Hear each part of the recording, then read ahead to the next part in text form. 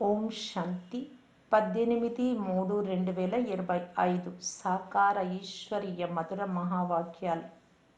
మధురమైన పిల్లలారా, ఇప్పటి మీ జీవితం చాలా చాలా విలువైనది. ఎందుకంటే మీరు పరిమితం నుండి అపరిమితంలోకి వచ్చారు, హద్దు నుండి బేహద్దులోకి.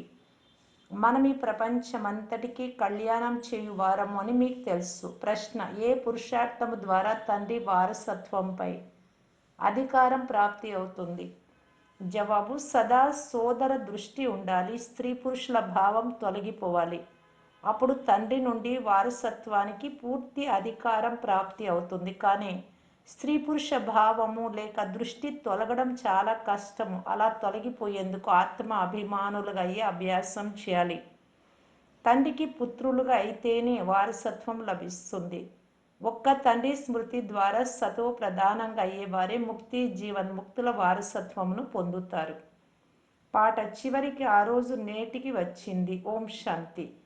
ఓం అనగా నేను ఆత్మనని, ఇది శరీరం అని పిల్లలకు తెలుసు. ఇప్పుడు మీరు ఈ డ్రామాను, సృష్టి చక్రాన్ని గురించి తెలిసిన తండ్రిని తెలుసుకున్నారు.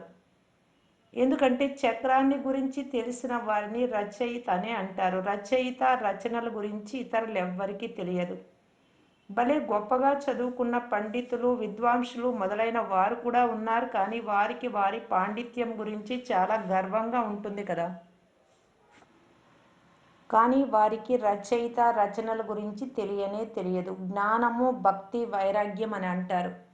ఈ మూడు వేర్వేరు విషయాలు. వారికి వీటి అర్థం కూడా తెలియదు. సన్యాసులకి ఇంటిపై వైరాగ్యం కలుగుతుంది. వారికి కూడా ఉన్నతము, నీచము అని ఈర్ష్య, భేదము ఉంటుంది. వీరు ఉన్నత కులానికి చెందినవారు, వీరు మధ్యమ కులానికి చెందినవారు అంటూ ఈ విషయంపై వారి మధ్య చాలా పోట్లాట నడుస్తుంది.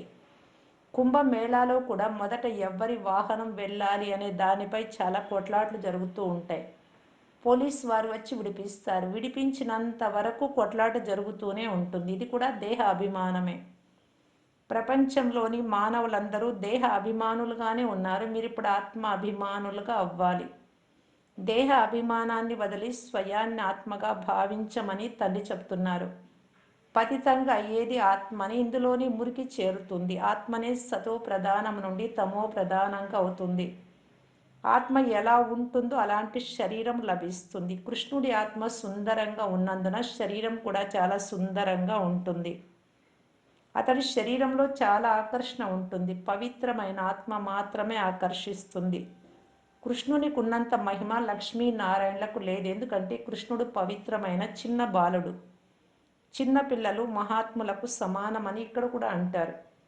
మహాత్ముడు జీవితాన్ని అనుభవించిన తర్వాత వికారాలను వదిలేస్తారు. వారికి వికారాలంటే అసహ్యం ఏర్పడుతుంది. కానీ పిల్లలు పవిత్రంగానే ఉంటారు. అందుకే వారిని ఉన్నతమైన మహాత్ములుగా భావిస్తారు. నివృత్తి మార్గంలోని సన్యాసులు కూడా కొంత మరమ్మత్తు చేస్తారు. పవిత్రంగా ఉన్నందున భారతదేశం శిథిలమైపోకుండా కాపాడుతారు అని తండ్రి అర్థం చేయిస్తున్నారు. ఇల్లు సగం పాతదైనప్పుడు మరమ్మతులు చేయించినట్లు సన్యాసులు కూడా మరమ్మత్తు చేస్తారు. పవిత్రంగా ఉన్నందున భారతదేశానికి కాస్త సహాయం చేస్తారు. భారతదేశం వంటి పవిత్రమైన సంపన్నమైన ఖండం మరొకటి ఉండదు. ఇప్పుడు తండ్రి మీకు రచయిత రచనల ఆది మధ్యాంత్యాల స్మృతిని కలగజేస్తూ ఉన్నారు. ఎందుకంటే వీరు తండ్రే కాక టీచరు, గురువు కూడా అయ్యారు. గీతలో కృష్ణ భగవాను వాచని వ్రాసేశారు. కృష్ణుణ్ణి ఎప్పుడైనా బాబా అని అంటారా, లేక పతిత పావన అని అంటారా? మనుషులు పతిత పావన అని అన్నప్పుడు కృష్ణుడి స్మృతి చెయ్యరు, భగవంతుడిని స్మృతి చేస్తారు. పతిత పావన సీతారాం, రఘుపతి రాఘవ రాజారాం అని అంటారు. ఎంతో తికమకగా ఉన్నారు. తండ్రి అంటున్నారు, నేను వచ్చి పిల్లలైన మీకు సర్వ వేద శాస్త్రాలు మొదలైన వాటి సారాన్ని యథార్థంగా తెలుపుతాను. మొట్టమొదట ముఖ్యమైన విషయం, మీరు స్వయాన్ని ఆత్మగా భావించి తండ్రిని స్మృతి చేస్తే పావనంగా అవుతారు. మీరంతా ఆత్మరూపంలో భాయి భాయి బ్రహ్మ సంతానమైనప్పుడు కుమారులు కుమారీలు అనగా సోదరి సోదరులు అని బుద్ధిలో గుర్తు ఉండాలి. నిజానికి ఆత్మలంతా సోదరులే. శరీరంలో ప్రవేశించినందున సోదరి సోదరులుగా అవుతారు.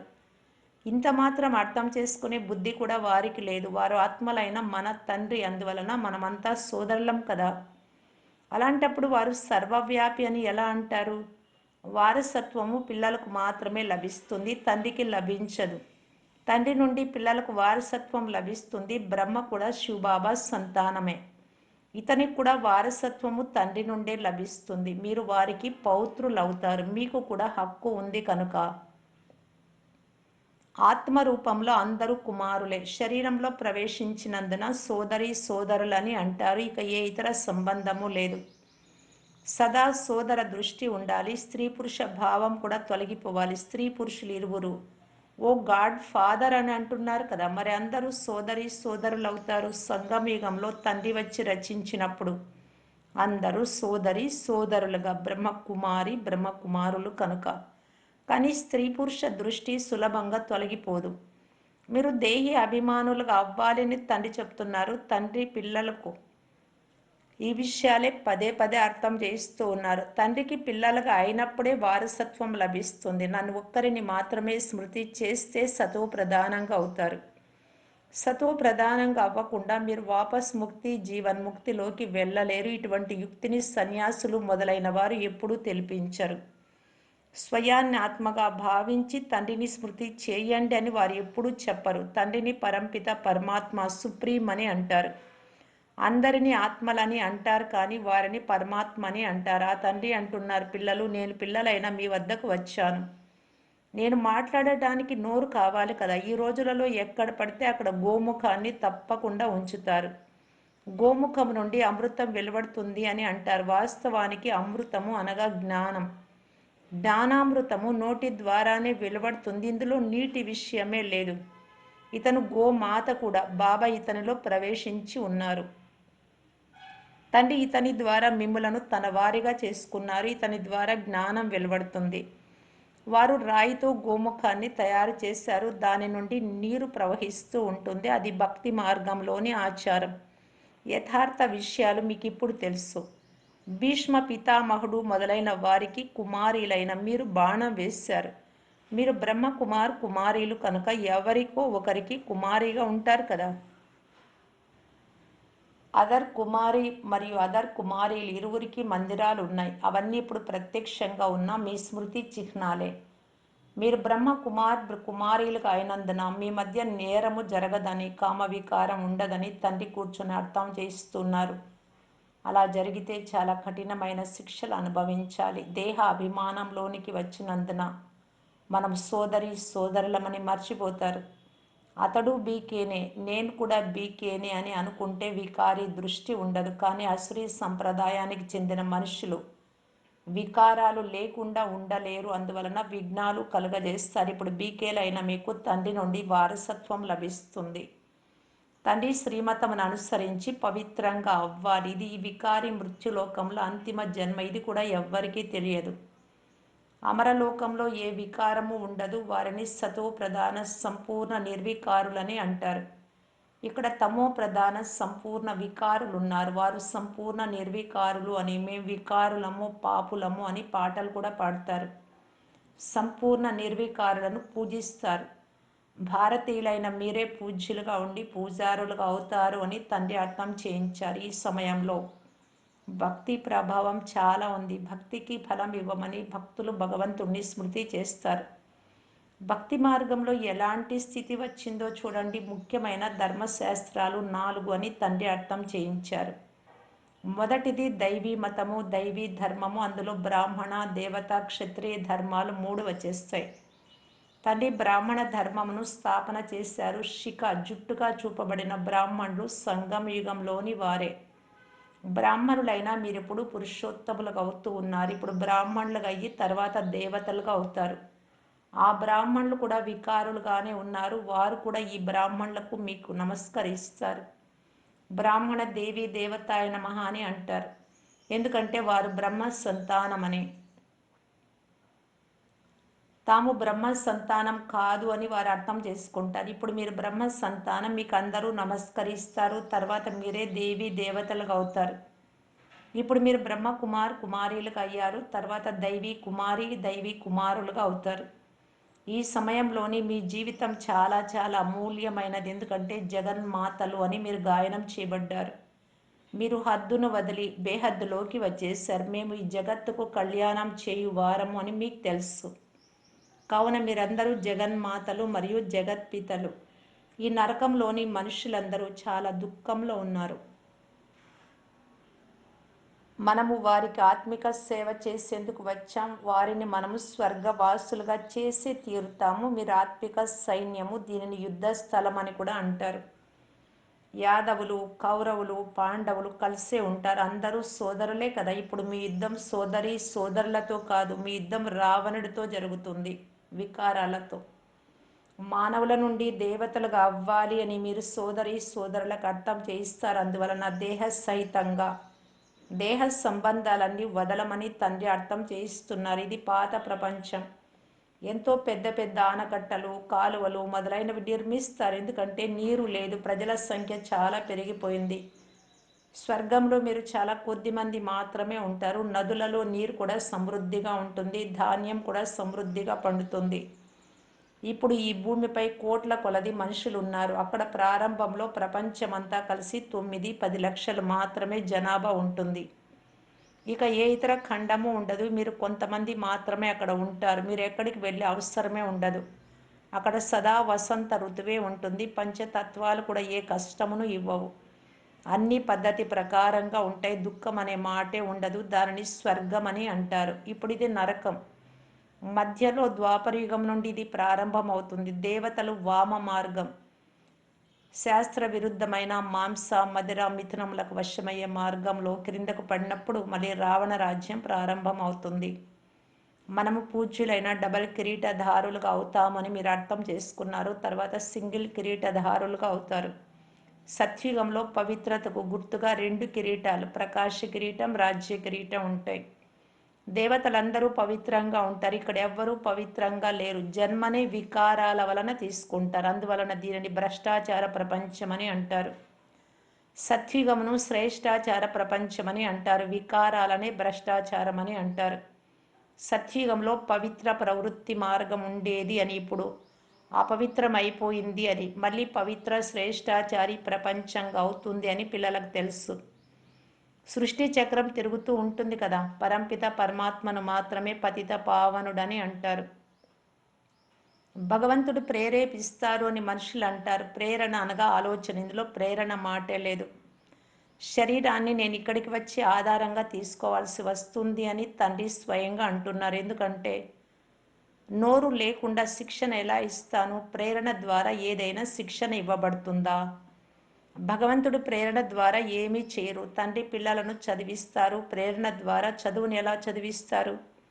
తండ్రి తప్ప ఎవ్వరూ సృష్టి ఆది మధ్యాంత్యాల రహస్యాన్ని తెలుపలేరు. తండ్రి అంటే ఎవరో వారికి తెలియదు. కొంతమంది లింగమని, కొంతమంది అఖండ జ్యోతి అని అంటారు. మరి కొంతమంది బ్రహ్మతత్వమని, ఈశ్వరుడని అంటారు. తత్వజ్ఞానులు, బ్రహ్మజ్ఞానులు కూడా ఉన్నారు కదా. శాస్త్రాలలో 84 లక్షల యోనులుగా చూపించారు.